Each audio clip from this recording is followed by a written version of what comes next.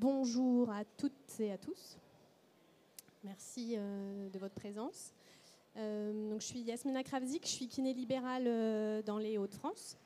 Je suis membre du syndicat Alizé. Je suis référente de la commission cancer du sein de l'URPS, masseur kinésithérapeute des Hauts-de-France. Et je suis membre du RKS également. Voilà, donc bonjour à toutes et à tous. Moi, je m'appelle François Randazzo, je suis président du syndicat Alizé depuis 2017. Et donc, c'est moi qui participe pour le syndicat aux séances de négociation conventionnelle et à la commission paritaire nationale, qui sont les lieux où on peut discuter des évolutions des aspects conventionnels de la prise en charge du cancer du sein. Donc, je te laisse démarrer sur les premiers aspects. Donc il existe un acte spécifique à la rééducation du cancer du sein. C'est le fameux RAV 15.5 que vous ne devez pas utiliser beaucoup, et moi non plus d'ailleurs, parce qu'il est tellement restrictif qu'on n'a jamais l'occasion de le coter. Alors il a quand même un intérêt. C'est qu'il marque la reconnaissance par les pouvoirs publics de l'importance de la kinésithérapie dans le parcours de soins des patients atteints d'un cancer du sein, mais il n'est pas du tout approprié à notre pratique quotidienne. Pourquoi ? Parce qu'il y a trop de conditions à réunir pour pouvoir l'utiliser. C'est un lymphœdème de plus de 2 cm dans la phase aiguë avec un problème d'épaule. Il faut prendre les patients 1 heure. C'est dans la phase aiguë du traitement. Donc en fait, on ne s'en sert jamais. Du coup, on ne s'en sert pas parce qu'on sait qu'on a un risque majeur d'indu. On n'a pas envie de se faire contrôler et de devoir justifier pourquoi on a coté ça. Et puis c'est une séance de 60 minutes, donc finalement 15.5, c'est pas si valorisant que ça. Le TER 9.51 pour une demi-heure, c'est mieux payé, il faut être honnête. Voilà, donc en fait on constate que la Convention ne propose pas un cadre légal permettant de prendre correctement en soin les patientes atteintes d'un cancer du sein en kinésithérapie. Du coup, il y a plein de choses pour lesquelles il faudrait améliorer le cadre de prise en charge. D'abord, il faudrait que toutes les patientes puissent avoir accès à un ou une kiné formée en scénologie. Merci le RKS qui passe. Elles m'ont coupé la chic. Donc il faudrait que toutes les patientes puissent avoir accès à un kiné formé en scénologie partout sur le territoire. Il faudrait pouvoir coter 2 actes le même jour dans le même paragraphe de la nomenclature, puisque c'est 2 TER 951 quand on a affaire à des patientes qui ont un cancer bilatéral, et ça c'est pas possible légalement. On peut coter 2 actes le même jour, mais il faut que ce soit 2 paragraphes différents de la nomenclature. On aimerait pouvoir avoir un acte spécifique et applicable couvrant tous les différents aspects de cette prise en soin, pour être dans les clous au niveau de la Sécu et plus avoir peur de se faire contrôler ou d'avoir des indus. Et dans l'attente de cette création, on aimerait pouvoir obtenir une harmonisation de l'attitude des CPAM vis-à-vis de la fréquence d'utilisation du TER 951. Je ne sais pas si vous avez eu le cas par chez vous, mais par chez moi, on est nombreux et nombreuses à avoir reçu des lettres de la CPAM qui nous disaient qu'on cotait trop de TER 951 par rapport au TER 750. Et il a fallu qu'on leur explique qu'on était spécialisé en scénologie pour qu'ils nous lâchent un petit peu la grappe. Donc si on avait une cotation spéciale, le problème ne se poserait pas.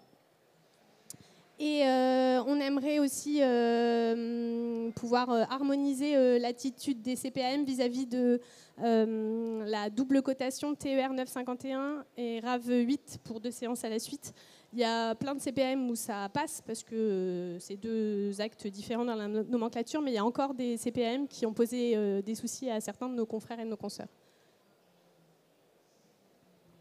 Voilà, donc merci Yasmina pour nous avoir exposé les différents problèmes auxquels peuvent être confrontés les kinésithérapeutes qui s'investissent dans la prise en charge des patientes atteintes du cancer du sein.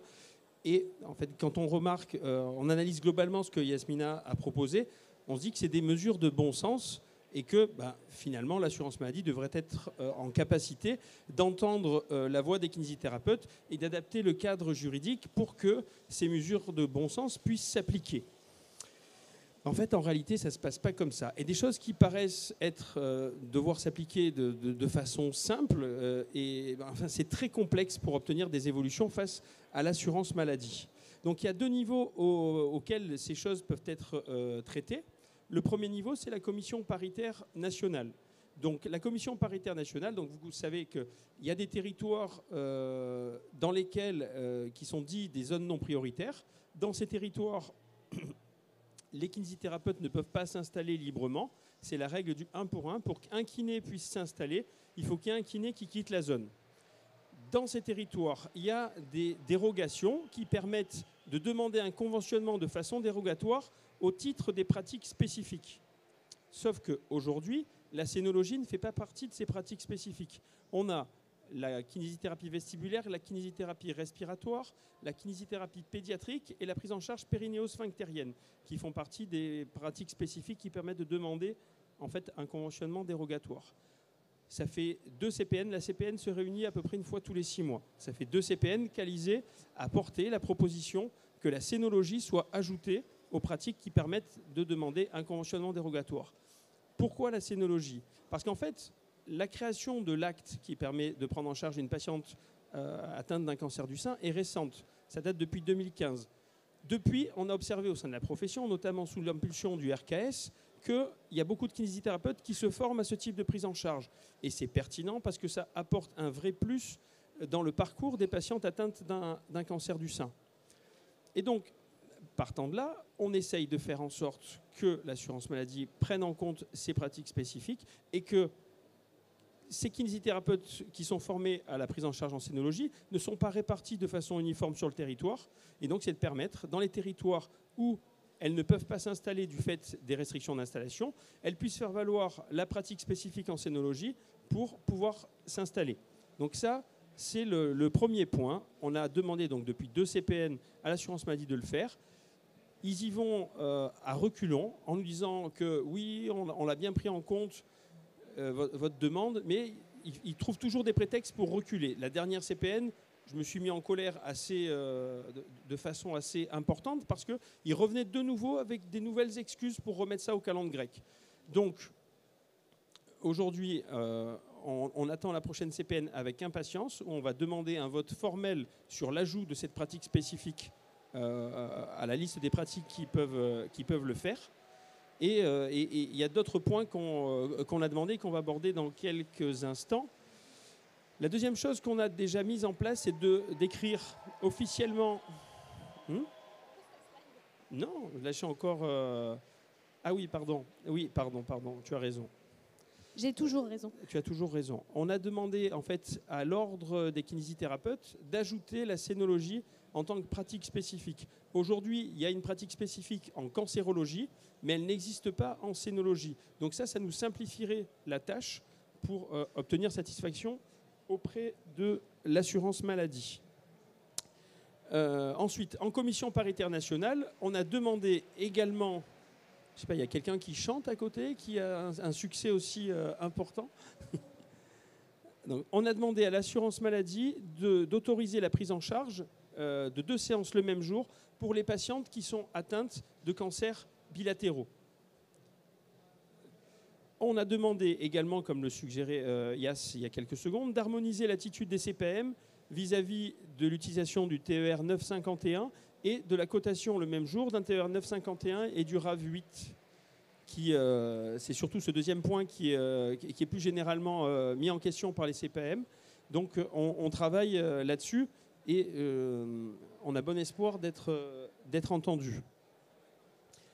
En parallèle, donc lors de la dernière CPN, l'assurance maladie s'est engagée à saisir avec nous la HAS en fait, pour étudier la création d'un nouvel acte, puisque l'acte actuel ne correspond pas à la réalité du terrain et a tellement de modalités restrictives qu'il ne peut pas être utilisé dans la prise en charge des patientes atteintes du cancer du sein. Et donc, solliciter la HAS pour la création d'un nouvel acte qui permettait en fait de prendre en compte toutes les dimensions de la prise en charge d'une patiente atteinte d'un cancer du sein.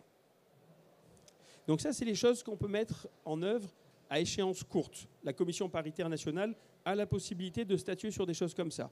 Après, il y a des choses qui sont plus structurelles et qui, elle, demande de passer par une négociation conventionnelle. La prochaine échéance conventionnelle aura lieu soit fin 2026, soit début 2027.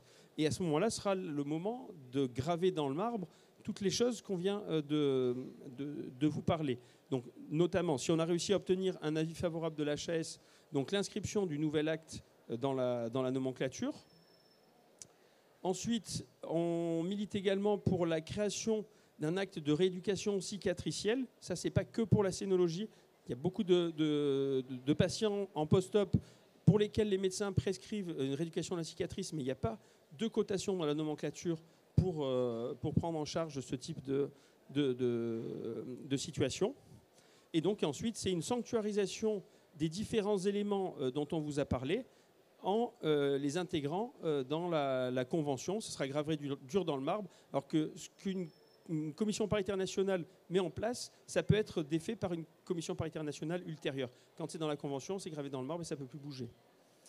Voilà, donc ce qu'on vous propose maintenant, c'est de faire des échanges, peut-être des questions par rapport à votre pratique quotidienne en scénologie. Donc on vous propose de répondre à vos interrogations. Ne vous bousculez pas, oui.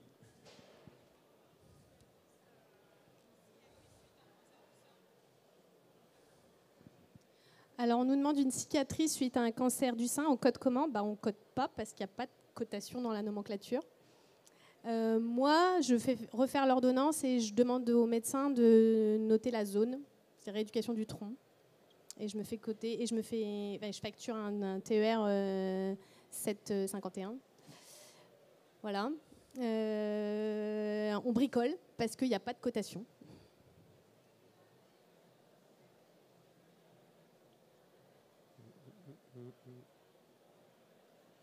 On a été limpide.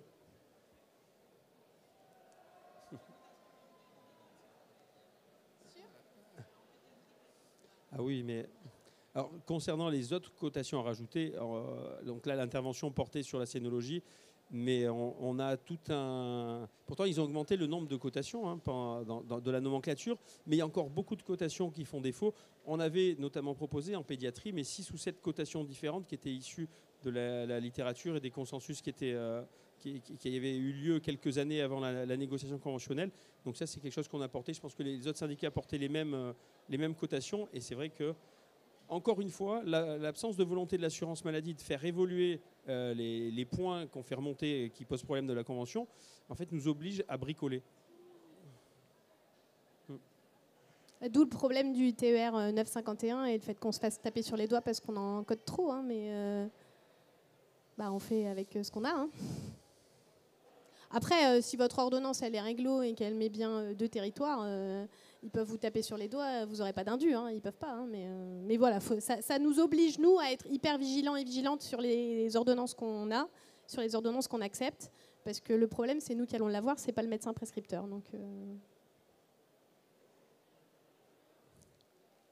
Alors, je vous préviens, si vous ne posez pas d'autres questions, Yasmina va chanter et je vous le déconseille. Je vous rassure, on va juste vous rendre votre liberté.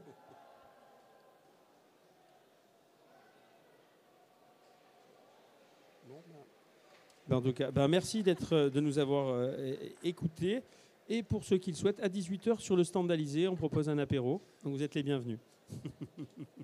Merci beaucoup. Bonne fin de salon.